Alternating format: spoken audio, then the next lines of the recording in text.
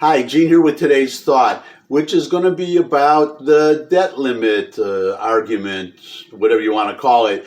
It's basically your irresistible force, which would be the House Republicans, and the immovable object, which would be the president, Biden. Right now, they're at a total impasse.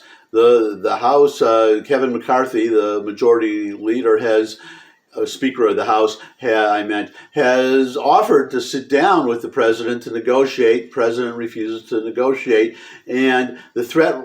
Well, first of all, we have Biden saying that the debt limit that we will not default on our debt under his watch. So that's as clear a signal as you get that he's going to have to sign something sooner or later. Either that or, as usual, he's lying and he's willing to let the country default rather than cut any spending. But there's a part of the GOP strategy that's missing. That's what I want to talk about today, because the argument has been, well, defaulting on the debt, that if we don't raise the debt ceiling, that America will default for the first time in its history on its debt. That is simply false. First of all, as somebody else pointed out, but he thought it was a liberal commentator, I think it was in Salon, but he was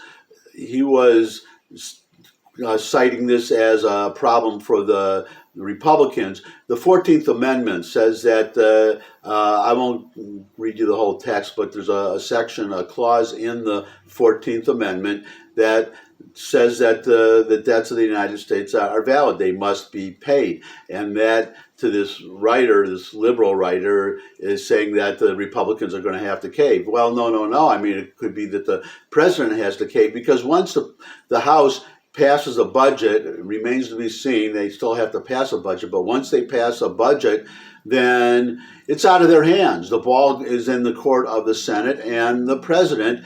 The House has done its part. It has passed a budget and sent it to the Senate. Their part is done. Nothing prevents the Senate from just passing the Republican bill the way it is. Nothing prevents the president from signing it.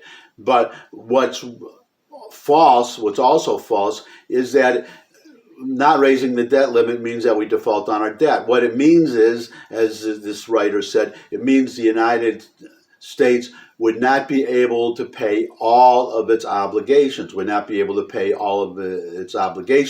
there's nothing that requires that the obligation that is not paid is a national debt. There are, the sex life, studies on the sex lives of bees, bridges to nowhere, programs that just duplicate other programs. I could go, yada, yada, yada, down a whole list.